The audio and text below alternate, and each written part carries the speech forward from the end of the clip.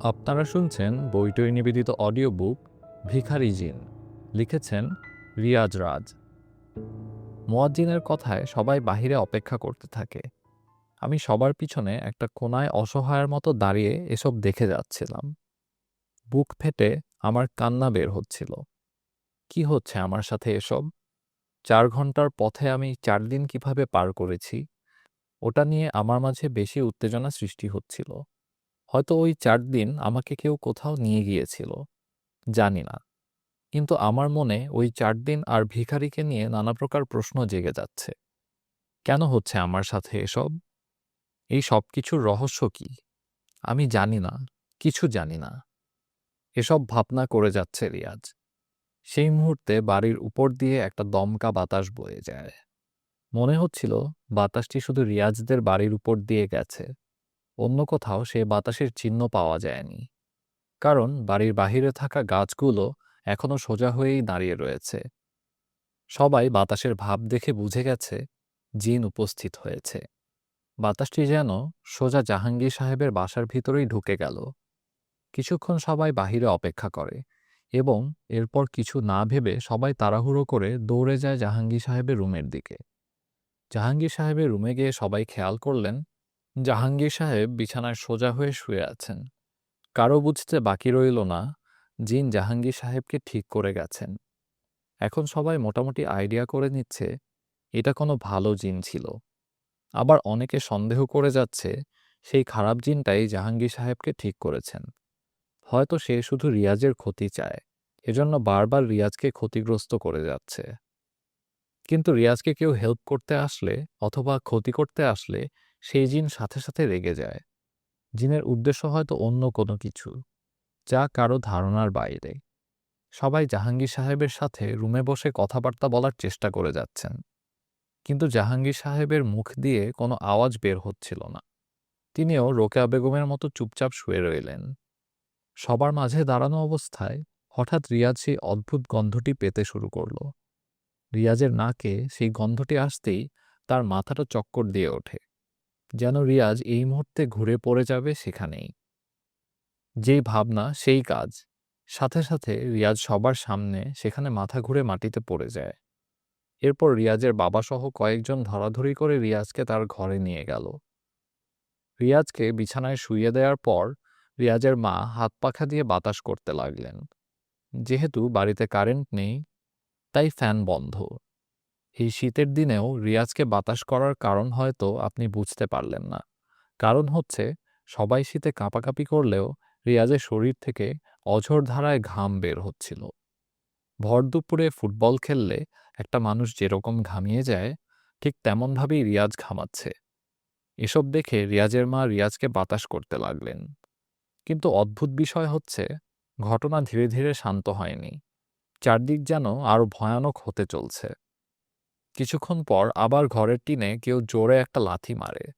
আচমকা টিনের শব্দে রিয়াজের মা এবং বাবা দুজনেই ভয় পেয়ে যায়।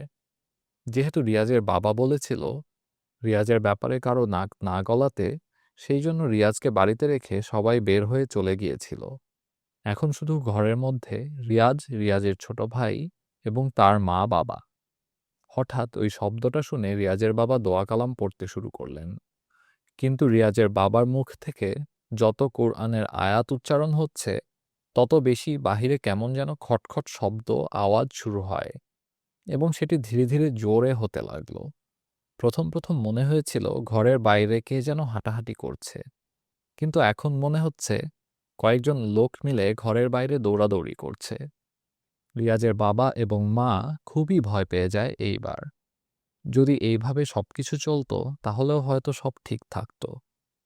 কিছুক্ষণ পর সেই জিন ঘরের ভেতরে আক্রমণ করতে শুরু করে দেয়। হঠাৎ টেবিলের উপর রাখা গ্লাসটা মাটিতে পড়ে যায়। আবার আলনায় রাখা কাপড়-চোপড় কে যেন আলনা থেকে টেনে মাটিতে ফেলে দেয়। চোখের সামনে এমন অদ্ভুত ঘটনা দেখে রিয়াজের মা এবং বাবা প্রচণ্ড রকমের ভয় পেয়ে যাচ্ছে। তাদের শিরদাঁড়া দিয়ে ভয়ের মাত্রা বাড়তেই থাকে। কিন্তু ঘটনা তখনও কমেনি। রুমের মধ্যে এমন অস্বাভাবিক ঘটনা দেখে রিয়াজের বাবা আরও জোরে জোরে দোয়া কালাম পড়তে শুরু করে দিলেন এবং তৎক্ষণাৎ টেবিলে থাকা একটা বোতল নিজে উড়ে এসে রিয়াজের বাবার কপালে আঘাত করে। যেন মনে হচ্ছিল টেবিলের পাশে কেউ দাঁড়িয়ে বোতলটা হাতে নিয়ে রিয়াজের বাবার কপাল বরাবর নিক্ষেপ করেছে। বোতলের আঘাত খেয়ে রিয়াজের বাবা সাথে সাথেই দোয়া কালাম পড়া বন্ধ করে দেয়। যেহেতু কপালে আঘাত পেয়েছে, তাও এমন অলৌকিকভাবে, ভয়ে ওনার মুখ থেকে আর কোনো শব্দ বের হচ্ছিল না। উনি শেষমেশ ভয়ে নিজেই কাঁপাকাঁপি করছিল। এইসব দেখে রিয়াজের মা জোরে এক চিৎকার দেয়। এরপর আল্লাহর নাম নিয়ে বললেন, আল্লাহ তোকে ছাড়বে না শয়তান। কেন আমাদের জীবনে এসেছিস? আমরা কি ক্ষতি করেছি তোর? রিয়াজের মায়ের মুখে এমন কথা শুনে হঠাৎ রিয়াজ একটা ঝাঁকি দিয়ে উঠল, এবং ঝাঁকি দেওয়ার সাথে সাথে সবাই রিয়াজের দিকে তাকায়। রিয়াজের শরীর বাঁকাতে বাঁকাতে হঠাৎ মুখ দিয়ে এক অদ্ভুত ভাষা বলতে লাগল। রিয়াজের মুখ থেকে এমন উল্টাপাল্টা কথা শুনে বাকিরা ভয়ের উপর ভয় পেয়ে যাচ্ছে। সবাই রিয়াজের দিকে অদ্ভুত দৃষ্টিতে তাকিয়ে রইল। রিয়াজের শরীর অনেক দ্রুত কাঁপাকাঁপি করছিল, এবং মুখ থেকে অন্য কোনো ভাষায় আওয়াজ বের হচ্ছিল। রিয়াজের মা বাবা রিয়াজের মুখের দিকে তাকিয়ে থাকে। কিছুক্ষণ পর রিয়াজের হাত পা বাঁকা হয়ে যাচ্ছিল। ঘাড়টাও কেমন বাঁকা হয়ে রিয়াজ বিছানার উপর গড়াগড়ি করতে লাগল। তৎক্ষণাৎ রুমের মধ্যে এক দমকা বাতাস বইতে শুরু করে, যেন বাইরের অনেক বড় তুফান হচ্ছে। সেই তুফানের বাতাসের গতিবেগ ঘরের মধ্যে এসে প্রবেশ করছে। এরকম প্রায় 1 মিনিট হওয়ার পর হঠাৎ সেই বাতাস থেমে যায়, এবং রিয়াজের কাঁপাকাঁপিও বন্ধ হয়ে যায়। স্থির হয়ে শুয়ে পড়ে রিয়াজ। এরপর মুখ থেকে ধীর কণ্ঠে রিয়াজ বলল, নিয়ে যাব, তোদের ছেলেকে আমি নিয়ে যাব, কখনো ফিরে পাবি না। কথাটা বলে রিয়াজ নিশ্চুপ হয়ে যায়। এই ঘটনার পর সেদিন রাতে আর কিছু হয়নি। রিয়াজের মা বাবা সারা রাত প্রচণ্ড ভয়ে কাটিয়েছে। ভোররাতে ফজরে আজান দিতেই রিয়াজের জ্ঞান ফিরে। রিয়াজের জ্ঞান ফিরেছে দেখে যখন রিয়াজের বাবা রিয়াজকে ধরতে যায়, তখন তিনি উপলব্ধি করেন রিয়াজের গায়ে প্রচণ্ড জ্বর। রিয়াজের বাবা তখনও প্রচুর ভয় পেয়ে যাচ্ছিলেন। এরপর উনি রিয়াজের মাকে বললেন, আমি নামাজে যাচ্ছি, আসার সময় ইকবাল ড্রাইভারকে নিয়ে আসব। কিছুক্ষণের মধ্যেই ইমাম সাহেবের দেওয়া সেই কবিরাজের বাসায় যেতে হবে। কথাটা বলে তিনি মসজিদে চলে যান। এদিকে রিয়াজের মা রিয়াজের রুমে নামাজ পড়ে নেন। এরপর বোরকা গায়ে দিয়ে প্রস্তুতি নেন।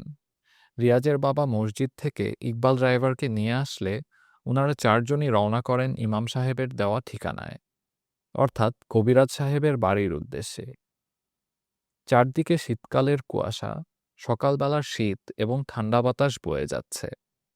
4 জন মিলেই সিএনজিতে উঠে রওনা করেছেন কবিরাজ সাহেবের বাড়ির দিকে। এদিকে তাদের অবস্থা খারাপ। চারপাশে অনেক শীতলতার কারণে ঠান্ডা লেগে যাচ্ছে সবার। এদিকে রিয়াজের গায়েও প্রচণ্ড জ্বর ছিল। সেই জন্য রিয়াজ অনেক বেশি কাঁপাকাঁপি করছিল। একদিকে ঘামাচ্ছে, অন্যদিকে শীতে কাঁপাকাঁপি করছে। দেখতে দেখতে ঠিক তখনই তাদের সামনে ঘটে যায় একটি ভয়ানক ঘটনা। শীতকাল, সকালবেলা, ফাঁকা রাস্তা, আশেপাশে কোনো গাড়ি নেই। ফাঁকা রাস্তার মাঝে তাদের গাড়ি যাচ্ছে। হঠাৎ তাদের ঠিক সামনে একটা কুকুর চলে আসে, এবং সে রাস্তার ঠিক মাঝখানে দাঁড়িয়ে থাকে। ইকবাল সাহেব কুয়াশার জন্য দূর থেকে না দেখলেও যখন কাছ থেকে কুকুরকে দেখে, তৎক্ষণাৎ তিনি গাড়ির ব্রেক ধরে ফেলে। কিন্তু লাভ হয়নি। গাড়ি এত বেশি গতিতে ছিল যে সেই কুকুরের গায়ে গাড়ি উঠে গেছে, আর কুকুরের দেহে লেগে গাড়ি একটা ঝাঁকিও মেরেছে। ইকবাল সাহেব ভয়ে গাড়ি থেকে নামে, কুকুরটি মারা গেছে কিনা তা দেখার জন্য। ওনার সাথে রিয়াজের বাবাও নেমে যান। অদ্ভুত বিষয় হচ্ছে রাস্তায় কোনো কুকুর নেই। রিয়াজের বাবা ধারণা করে নেন এইটা কুকুর ছিল না। ওনারা আবার দৌড়ে গাড়িতে উঠে যান। ইকবাল সাহেব তখনই খেয়াল করেন ওনার গাড়ির স্ট্যান্ডে রক্ত লেগে আছে। ভয়ে ইকবাল সাহেব এবার কাঁপতে শুরু করে।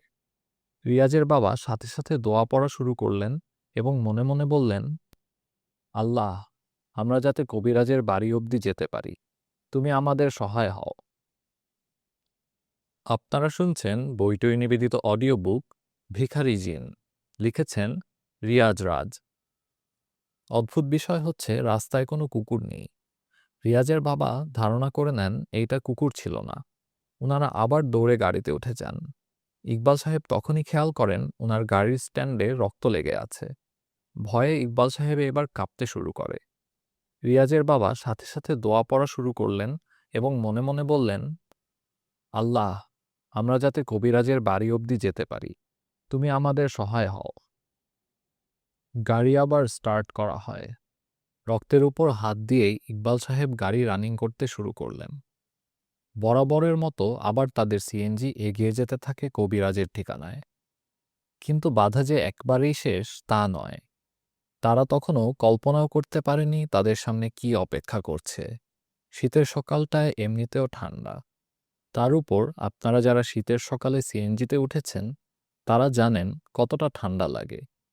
এদিকে রিয়াজের গায়ে প্রচুর জ্বর। বুঝুন কতটা শীতে সে কেঁপে যাচ্ছিল। রিয়াজের দাঁত খিঁচুনি উঠে যায়। বারবার রিয়াজের মনে হচ্ছিল এ বুঝি শীতে মারা যাবে সে। তবুও সব বাধা পেরিয়ে তাদের গন্তব্যে তারা এগিয়ে যাচ্ছে। আরও কিছু দূর যেতেই ইকবাল সাহেব খেয়াল করলেন রাস্তার পাশে একটা মহিলা সিগন্যাল দিচ্ছে। যদিও গাড়িতে জায়গা নেই, তার উপর ঘটে যাচ্ছে অলৌকিক ঘটনা। রিয়াজের বাবা ইকবাল সাহেবকে বললেন, গাড়ি থামাবেন না, আপনি সোজা এগিয়ে যেতে থাকুন। ইকবাল সাহেবও রিয়াজের বাবার কথায় সম্মতি দেয়। এদিকে মহিলা খেয়াল করছেন গাড়ি অনেক গতিতে এগিয়ে আসছে। তবুও তিনি বারবার হাত নাড়িয়ে গাড়ি থামানোর সিগন্যাল দিচ্ছেন। যেহেতু মেইন রোড, তাই সোজা রোডে মহিলাকে স্পষ্ট দেখা যাচ্ছে। ইকবাল সাহেব এবার গাড়ি পুরো হাই স্পিডে চালাতে থাকে। এদিকে মহিলা যখন বুঝতে পারে গাড়ি থামবে না, তাই তিনি ধীরে ধীরে রাস্তার উপরে চলে আসছে এবং সিগন্যাল দিয়েই যাচ্ছে। রিয়াজের বাবা আবার বলে, গাড়ি কোনোভাবে থামানো যাবে না ইকবাল, তুমি চালাতে থাকো। ইকবাল সাহেব নিজেই এসব ঘটনায় অভ্যস্ত। যেহেতু তিনি গাড়ি চালান, রোডের ব্যাপারে তিনিও বেশি জ্ঞান রাখেন। কিন্তু দিনে দুপুরে কখনো এমন ঘটনার শিকার তিনি হননি। এই অভিজ্ঞতা তার প্রথম।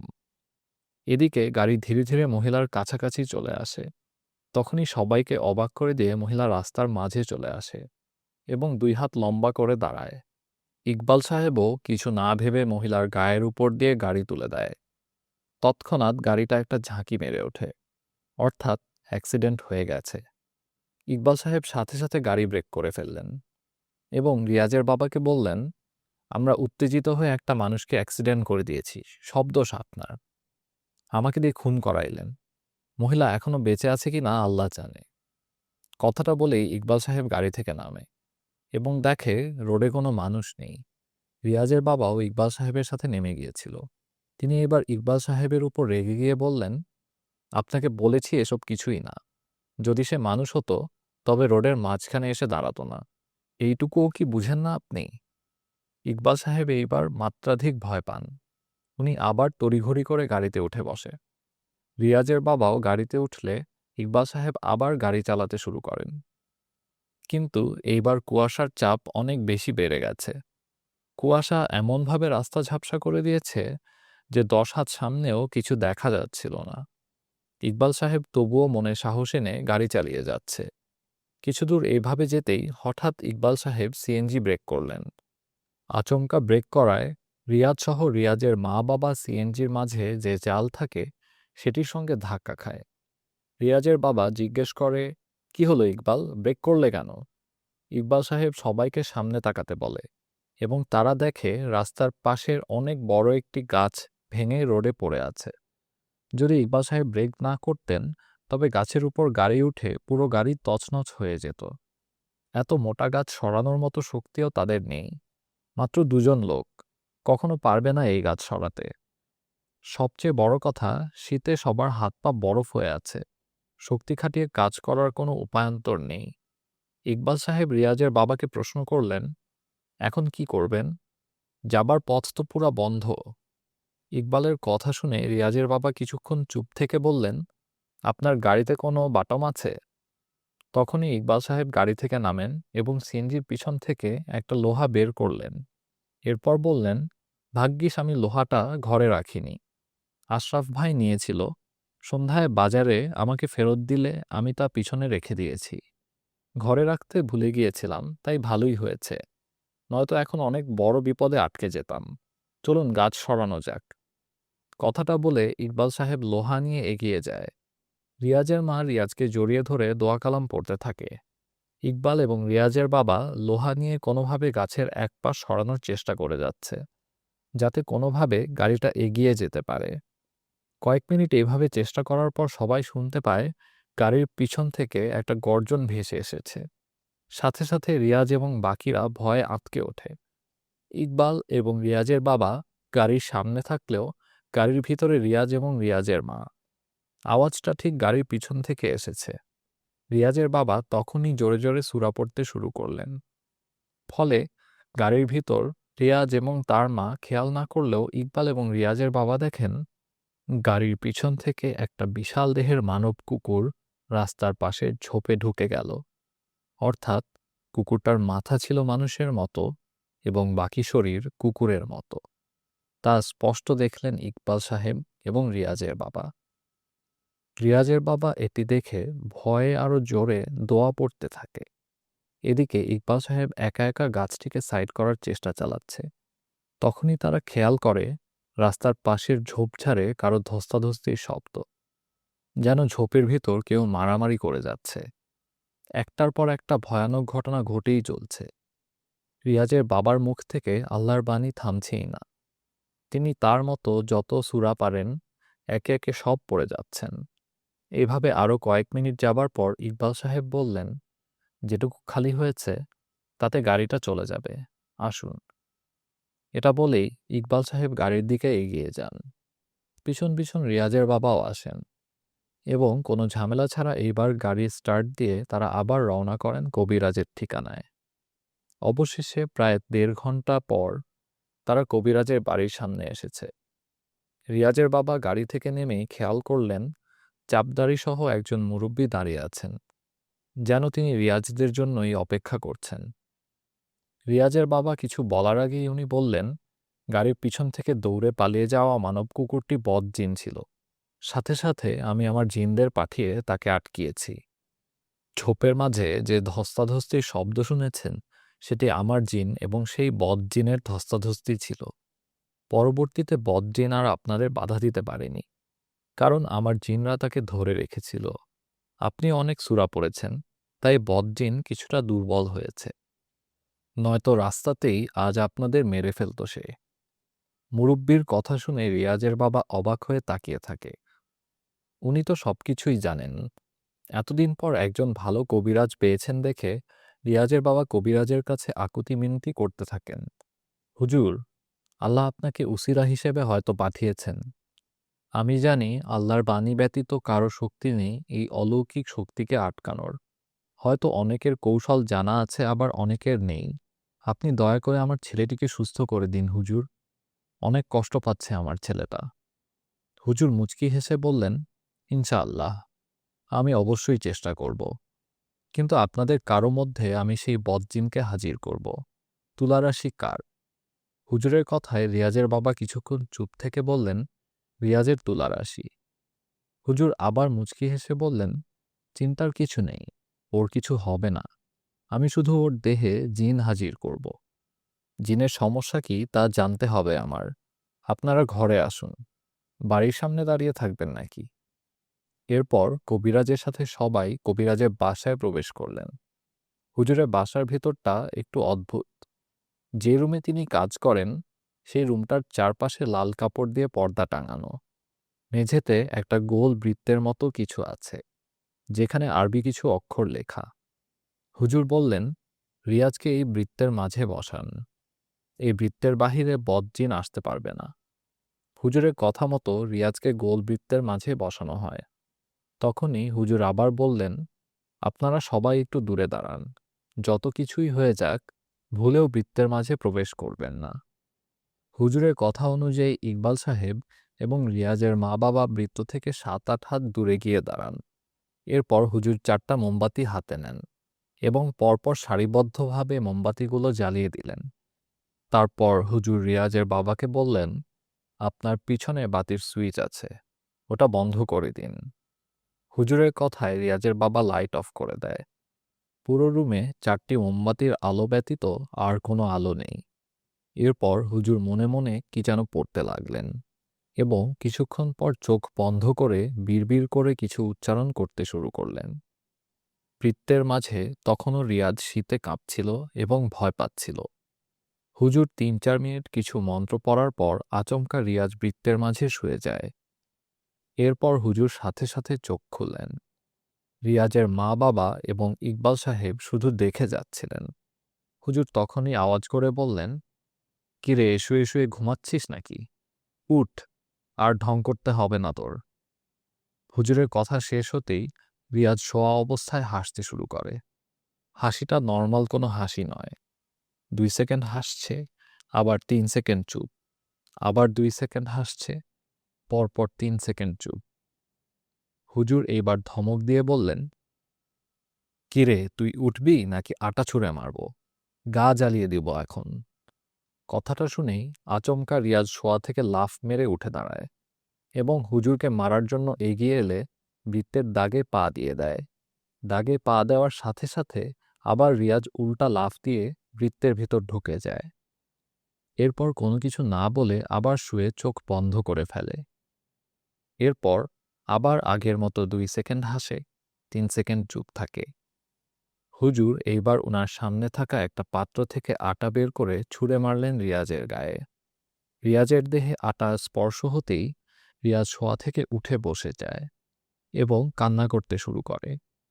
হুজুর তখন আবার বললেন, "অভিনয় বন্ধ করে বল, কেন ওর পিছু নিয়েছিস? কি দোষ করেছে সে?" হুজুরের প্রশ্নে রিয়াজ এবার কান্না থেকে হুট করে হাসতে শুরু করল। কিছুক্ষণ হাসাহাসি করে রিয়াজ গম্ভীর স্বরে বলল, "আমার মেয়ে রিয়াজকে পছন্দ করে। রিয়াজকে আমি আমার মেয়ের জামাই বানাবো। তাকে নিয়ে যাব আমি। যদি নিতে না পারি, তবে রিয়াজের পরিবারের সাথে তোকেও মেরে ফেলব।" কথাটা বলে রিয়াজ আবার বসা অবস্থায় ২ সেকেন্ড হাসে, ৩ সেকেন্ড চুপ থাকে। হুজুর তখনই বলল, "তোরা জিন জাতি। মানুষের সাথে তোদের বিয়ে হয় না। ভালো করেই জানিস। আমি ভালোয় ভালোয় বলছি, রিয়াজের পিছু ছেড়ে দে, নয়তো তোকে বোতলবন্দি করব।" হুজুরের কথা শুনে হাসি থামিয়ে আবার রিয়াজ বলল, "কিরে, তুই কেমন কবিরাজ? তুই তো জানিস ওইদিন রিয়াজকে আমার নিয়ে গিয়ে আমার মেয়ের সাথে বিয়ে দিয়ে ফেলেছি। বেচারা ৪ ঘন্টায় কিভাবে ৪ দিন পার করেছে নিজেও জানে না। হা হা হা হা। আমি তো তাকে নিয়ে যাবই। তুই আমাকে আটকাতে পারবি না।" হুজুর এবার রেগে গিয়ে বললেন, "ওটা বিয়ে ছিল না। রিয়াজের সম্মতি ছাড়া তুই কিভাবে তোর মেয়ের সাথে তাকে বিয়ে দিবি? বিয়ে পবিত্র জিনিস। কারো ইচ্ছের বিরুদ্ধে কখনো বিয়ে হয় না।" হুজুরের কথা শুনে রিয়াজ বলতে লাগলো আবার, "তাহলে তুই রিয়াজকে রাজি করা কবিরাজ। আমি সারা জীবন তোর গোলামি করব।" হুজুর এবার ধমক দিয়ে বলল, "বুঝেছি, তোকে বোতলবন্দি করতেই হবে।" কথাটা বলেই হুজুর মন্ত্র পড়তে শুরু করলেন। এদিকে রিয়াজ চিৎকার দিয়ে বলতে শুরু করে, "এই কবিরাজ, এই, থাম তুই। ভুল করছিস কিন্তু। তোর পরিবারের কেউ বাঁচবে না। রিয়াজকেও মরতে হবে।" কথাটা বলে রিয়াজ নিজের মুখে নিজে খামচাতে থাকে। নিজের নখ দিয়ে নিজের মুখের চামড়া রক্তাক্ত করে ফেলে। এইসব দেখে রিয়াজের মা প্রায় কান্নায় ভেঙে পড়েন। ততক্ষণে হুজুর একটা কাচের বোতল বৃত্তের সামনে রেখে রিয়াজের গায়ে আটা ছুঁড়ে মারেন। অদ্ভুতভাবে সবার সামনে রিয়াজের শরীর থেকে একটা সাদা আলো বেরিয়ে এসে বোতলের ভিতর ঢুকে যায়। হুজুর সাথে সাথে বোতলের মুখ বন্ধ করে ফেলে। এদিকে বৃত্তের মাঝে রিয়াজ জ্ঞান হারিয়ে শুয়ে পড়ে। হুজুর জিনবন্দি করা সেই বোতলের উপর লাল সুতো দিয়ে বেঁধে দেয়। সুতাগুলো সাধারণ সুতা নয়, মন্ত্রপাঠ করা সুতা। এরপর হুজুর বললেন, "রিয়াজ এখন পুরোপুরি সুস্থ। শয়তান জিন রক্ষা না পেয়ে রিয়াজের মুখে আঘাত করেছে। ডাক্তারের কাছ থেকে কিছু ওষুধ নিয়ে খাওয়ালে ঠিক হয়ে যাবে। আর আমি এই বদজিনকে মাটির নিচে পুঁতে আসব। চিন্তার কিছু নেই।" রিয়াজের মা দৌড়ে গিয়ে রিয়াজকে জড়িয়ে ধরে এবং কান্না শুরু করলেন। রিয়াজের বাবার চোখেও পানি টলমল করছিল। হুজুরকে হাদিয়া হিসেবে টাকা দিতে চাইলে হুজুর টাকা নেয় না। উল্টো তিনি বললেন, "আপনি আমাকে না দিয়ে একটা গরু জবাই করে আল্লাহর নামে এলাকার গরিবদের খাইয়ে দিন। আমার ভালো জিনরাও আপনার সেই দাওয়াতে যাবে। তবে মনে রাখবেন, গরু হাড্ডি এবং তাজা রক্তগুলো পরিষ্কার একটি স্থানে রাখবেন। আমার জিনরা ওটা খেয়ে নিবে।" কি ভাবছেন? ঘটনা এখানে শেষ? হয়তো এখানে শেষ হলেই ভালো হতো। সেদিন কবিরাজকে বিদায় দিয়ে রিয়াজের বাবা বাসায় চলে আসেন। রিয়াজ সুস্থ হওয়ায় রিয়াজের স্ত্রী তাজকিয়াও শ্বশুরবাড়িতে আসে। যদিও পরে সব জেনে যায় তাজকিয়া। অন্যদিকে কবিরাজের কথা অনুযায়ী রিয়াজের বাবা একটা গরু জবাই করে গরিবদের দাওয়াত খাইয়ে দেন এবং হাড্ডির সাথে তাজা রক্ত একটি পরিষ্কার প্লাস্টিকের উপর রেখে দিয়েছেন। সারা রাত ওগুলো ওখানে ছিল। সকালে সবাই খেয়াল করেন পুরো প্লাস্টিক একেবারে পরিষ্কার, অর্থাৎ প্লাস্টিকের উপরে এক ফোঁটা রক্তের দাগও নেই। সবাই বুঝে যায় জিনরা এসে খেয়ে গেছে। এইভাবে প্রায় ১ মাস কেটে যায়। এরপর একদিন রাতে হঠাৎ রিয়াজের ঘুম ভেঙে যায়। রুমে পুরো অন্ধকার। রিয়াজ তাকিয়ে দেখে তাজকিয়া জানালা খুলে বাহিরে তাকিয়ে আছে। রিয়াজ মোবাইল হাতে নিয়ে দেখে রাত ২টা ১৮ মিনিট। এত রাতে তাজকিয়া জানালায় কি করছে ভেবে রিয়াজ উঠে বসে। তখনই সেই অদ্ভুত ঘ্রাণ রিয়াজের নাকে আবার ঢুকে যায়। এদিকে তাজকিয়া জানালার দিকে তাকিয়ে বিড়বিড় করে কি যেন বলে যাচ্ছে। আপনারা শুনছেন বইটই নিবেদিত অডিও বুক ভিখারি জিন। লিখেছেন রিয়াজ রাজ। প্রায় ১ মাস কেটে যাবার পর একদিন রাতে হঠাৎ রিয়াজের ঘুম ভেঙে যায়। রুমে পুরো অন্ধকার। রিয়াজ তাকিয়ে দেখে তাজকিয়া জানালা খুলে বাহিরে তাকিয়ে আছে। রিয়াজ মোবাইল হাতে নিয়ে দেখে রাত ২টা ১৮ মিনিট। এত রাতে তাজকিয়া জানালায় কি করছে ভেবে রিয়াজ উঠে বসে। তখনই সেই অদ্ভুত ঘ্রাণ রিয়াজের নাকে আবার ঢুকে যায়। এদিকে তাজকিয়া জানালার দিকে তাকিয়ে বিড়বিড় করে কি যেন বলে যাচ্ছে। রিয়াজ বিছানা থেকে নেমে তাজকিয়ার কাছে যায়। তাজকিয়া তখনও জানালার দিকে তাকিয়ে বিড়বিড় করে কিছু বলে যাচ্ছে। রিয়াজ ধীর পায়ে গিয়ে তাজকিয়ার কাঁধে হাত রাখতেই তাজকিয়া বিড়বিড় করা বন্ধ করে দেয়। রিয়াজ কিছুটা বুঝতে পারে, যেহেতু কদিন আগেই সে এসব থেকে বেরিয়ে এসেছে, তাই এখন এসব ব্যাপারে রিয়াজের অনেকটা অভিজ্ঞতা বেড়ে গেছে। রিয়াজ কাঁপা স্বরে বলল, কি দেখছো তুমি বাহিরে? আর এত রাতে কি সব বলে যাচ্ছ? রিয়াজের কথা শুনে তাজকিয়া কেমন একটা আচরণ করতে শুরু করে, যেন সে অনেক রেগে যাচ্ছে। জোরে জোরে নিঃশ্বাস নিচ্ছে এবং একদৃষ্টিতে জানালার বাহিরে তাকিয়ে আছে। রিয়াজ আবার কিছু জিজ্ঞেস করতে যাবে, সেই মুহূর্তে তাজকিয়া মাথা ঘুরিয়ে সেখানেই জ্ঞান হারায়। রিয়াজের চোখের সামনে তাজকিয়া মাটিতে শুয়ে পড়ে। রিয়াজ এইবার ব্যাপারটা পুরোপুরি আঁচ করতে পারে। মাটিতে হাঁটু ফেলে রিয়াজ তাজকিয়াকে কোলে নেয়। এরপর বিছানায় এনে শুইয়ে দেয়। শুইয়ে দেওয়ার পর রিয়াজ এ বিষয়ে চিন্তিত হয়ে যায়। জিনের প্রভাব কোনোভাবে তাজকিয়ার দেহে এসেছে কিনা তা নিয়ে ভাবতে থাকে। কিন্তু আসবে কেন? হুজুর তো নিজের হাতে সেই জিনকে বন্দী করেছে। রিয়াজের এইবার সন্দেহ হয় জিনের মেয়েটাকে নিয়ে। কোনোভাবে সে ফিরে আসেনি তো? ভাবনার মাঝে রিয়াজ খেয়াল করে জানালা এখনও খোলা। আবার উল্টো ঘুরে রিয়াজ জানালার কাছে যায় এবং জানালা বন্ধ করার জন্য যখন কাঠের ঢাকনা ধরে টান দেয়, তখনই তাজকিয়া রিয়াজের রুমে প্রবেশ করে বলল, কি ব্যাপার? এত রাতে জানালা খুলে কি করছেন? রিয়াজ হতভম্ব হয়ে যায়। সাথে সাথে মাথা ঘুরিয়ে বিছানায় তাকিয়ে দেখে কেউ নেই। রিয়াজ ভয়ার্ত স্বরে তাজকিয়াকে বলল, কোথায় ছিলে তুমি? রিয়াজের প্রশ্ন শুনে তাজকিয়া স্বাভাবিকভাবে বলল, বাথরুমে গিয়েছিলাম। তুমি ঘুমাচ্ছিলে তাই ডাকিনি। রিয়াজ স্তব্ধ হয়ে যায়। সঙ্গে সঙ্গে জানালা বন্ধ করে রিয়াজ তাজকিয়ার কাছে আসে। এরপর আয়াতুল কুরসি পড়ে তাজকিয়ার গায়ে ফুঁ দেয় ৩ বার। কিন্তু তাজকিয়ার কোনো রিয়াকশন নেই। রিয়াজ বুঝতে পারে এইটাই আসল তাজকিয়া। তবে কিছুক্ষণ আগে যে ছিল, সে কে ছিল? রিয়াজ যাকে কোলে নিয়ে বিছানায় শুইয়ে দিয়েছে, সে কে?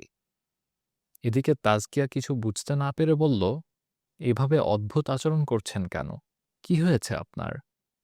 রিয়াজ এবার ব্যাপারটা লুকানোর চেষ্টা করে। তাজকিয়া ভয় পাবে তাই কথা ঘুরিয়ে বলল, এইভাবে গভীর রাতে হুটহাট বের হয়েও না। আমাকে ডাকবা। যদি খারাপ কিছুর নজর পড়ে তবে কি করবা? কথাটা শুনে তাজকিয়া এবার একটু ভয় উপলব্ধি করে। এরপর একটু এগিয়ে এসে তাজকিয়া রিয়াজকে জড়িয়ে ধরে বলে, আপনি থাকতে আমার কোনো চিন্তা নেই। রিয়াজ কিছুটা শান্ত হয়ে বলল, ঠিক আছে, শুয়ে পড়ো। দুজনে আবার শুয়ে পড়ে। রিয়াজ উপরের দিকে তাকিয়ে শুয়ে আছে। তাজকিয়া ডান পাশ থেকে রিয়াজকে জড়িয়ে ধরে ঘুমাচ্ছে। তাজকিয়ার পিঠে হাত বুলিয়ে রিয়াজ তাজকিয়াকে ঘুম পাড়াচ্ছিল। কিন্তু সেই রাতে আরো অনেক কিছু অপেক্ষা করছিল ওদের জন্য। রিয়াজের বুকে মাথা রেখে তাজকিয়া প্রায় ঘুমিয়ে যায়। রিয়াজ তাজকিয়াকে বুকে নিয়ে নিজেও মোটামুটি অর্ধঘুমন্তে পা দেয়। রিয়াজের চোখেও ঘুমের রেশ বাড়ে, তবে পুরোপুরি ঘুমায়নি রিয়াজ। চোখ বন্ধ অবস্থায় রিয়াজ উপলব্ধি করে তাজকিয়ার হাতটা অনেক ঠান্ডা, এতই ঠান্ডা যে রিয়াজের মনে হচ্ছে তার বুকে একটা বরফের হাত রাখা হয়েছে। সেই মুহূর্তে রিয়াজ আবারও উপলব্ধি করে তাজকিয়া রিয়াজের ঘাড়ের কাছে এসে বিড়বিড় করে কিছু বলছে। চোখ বন্ধ হলেও রিয়াজ সবই বুঝতে পারছে। এরপর তাজকিয়া রিয়াজের ঠিক কানের কাছে এসে অন্য কোনো ভাষায় ফিসফিস করে কথা বলছিল। তাজকিয়ার মুখের গরম উত্তাপ স্পষ্ট রিয়াজের ঘাড়ে লাগছে। রিয়াজ এইবার চোখ খুলবে খুলবে ভাব, তখনই তাজকিয়া রিয়াজের গলা চেপে ধরে, আর সাথে সাথে রিয়াজ লাফ মেরে উঠে বসে যায়। বসার পর রিয়াজ তাজকিয়ার দিকে তাকালে দেখে তাজকিয়ার সাদা ধবধবে চেহারাটা কুচকুচে কালো হয়ে গেছে। নাকের স্থানে নাক নেই, একটা কঙ্কালের মতো নাক তাজকিয়ার। চোখগুলো স্বাভাবিক মানুষের মতোই, পুরো একটা ডাইনির মতো দেখাচ্ছিল তাজকিয়াকে। এমন বীভৎস চেহারা দেখে রিয়াজ ভয়ে জোরে চিৎকার দেয়। সাথে সাথে ঘুম ভেঙে যায় রিয়াজের। চোখ মেলে দেখে রিয়াজ এখন শুয়ে আছে। তাজকিয়া রিয়াজের বুকে মাথা রেখেই ঘুমাচ্ছে। রিয়াজের চিৎকারে তাজকিয়া জেগে যায় আর ঘুমন্ত স্বরে বলে, কি হলো আপনার? চিৎকার দিলেন কেন?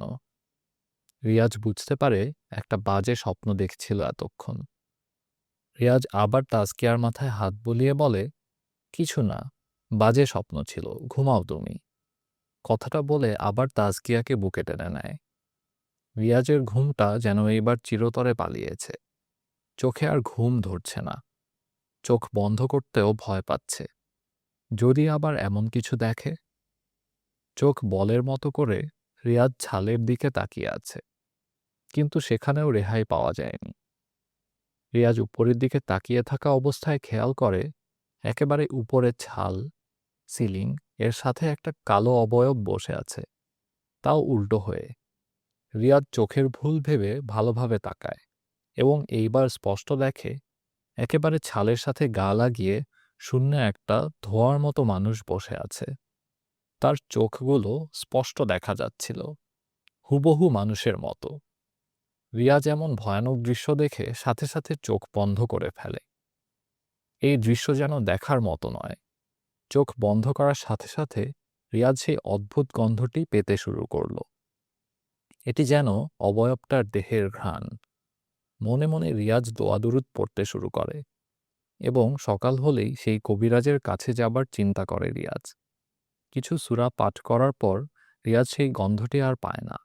সাহস করে আরেকবার চোখ খোলার সাথে সাথে রিয়াজ দেখতে পায় সেই কালো অবয়বটা ঠিক রিয়াজের মুখের সামনে, মাত্র ১ হাত দূরত্ব। ভয়ে রিয়াজ আবার চোখ বন্ধ করে দোয়া পড়তে শুরু করে। ওই গন্ধটি যেন এবার তীব্রভাবে রিয়াজের নাকে ঢুকছে।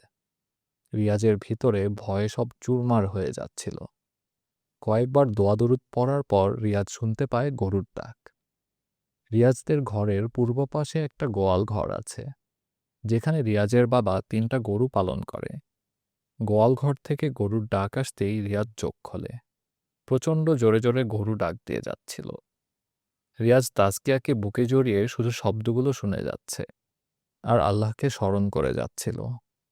কিছুক্ষণ পর শুধু গরুর ডাক নয়, গোয়ালঘর থেকে অনেক ধস্তাধস্তির শব্দ ভেসে আসে, যেন কেউ জোর করে গরুর সাথে মারামারি করছে। রিয়াজ ভয়ে শুধু দোয়া পড়েই যাচ্ছিল। এদিকে গোয়ালঘর থেকে ভেসে আসা ধস্তাধস্তির শব্দ ক্রমাগত বেড়েই যাচ্ছে। অমন ধস্তাধস্তির শব্দের মাঝেই ফজরের আজান হয়ে যায়। ফজরের আজান শুনে রিয়াজ সাথে সাথে বিছানা থেকে ওঠে। আচমকা রিয়াজের লাফ মেরে ওঠার কারণে তাজকিয়ারও ঘুম ভেঙে যায়। রিয়াজ লাফ দিয়ে বিছানা থেকে উঠে লাইট জ্বালিয়ে দেয়। সেই মুহূর্তে রিয়াজের বাবা রিয়াজের রুমে দৌড়ে এসে বলল, সারা রাত আমাকে জ্বালিয়েছে। গোয়ালঘর থেকে অনেক ধস্তাধস্তির শব্দ শুনলাম। গরু মনে হয় একটাও বেঁচে নেই। রিয়াজ বুঝে যায় অস্বাভাবিক ঘটনা শুধু রিয়াজের সাথে নয়, রিয়াজের বাবার সাথেও হয়েছে। রিয়াজ লুঙ্গির বাঁধ শক্ত করে বেঁধে লাইট হাতে নেয়। এরপর রিয়াজ আর তার বাবা দৌড়ে যায় গোয়াল ঘরে।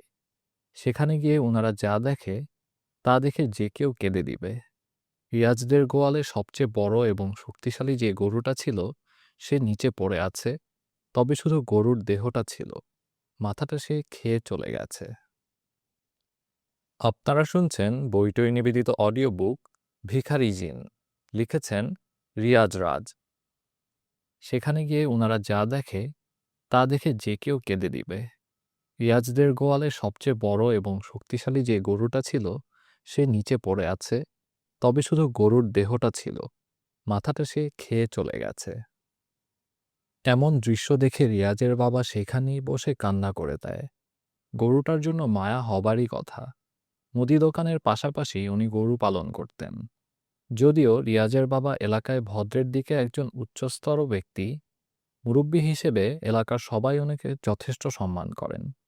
এলাকার নালিশ বিচারেও ওনাকে বেশিরভাগ ডাকা হয়। এত শক্ত এবং কঠোর একজন ব্যক্তির চোখে পানি আসাটা স্বাভাবিক বিষয় নয়। ৩ বছর ধরে যে গরুকে উনি যত্ন সহকারে এত বড় করেছেন, সেই গরুটার অস্বাভাবিক মৃত্যু সহ্য করা যন্ত্রণাদায়ক। এই ভোর সকালে ওনার কান্নাকাটি শুনে বাড়ির বাকিরা দৌড়ে আসেন। গত ৩ মাসে জাহাঙ্গীর সাহেব এবং রোকেয়া বেগমও সুস্থ হয়ে যান।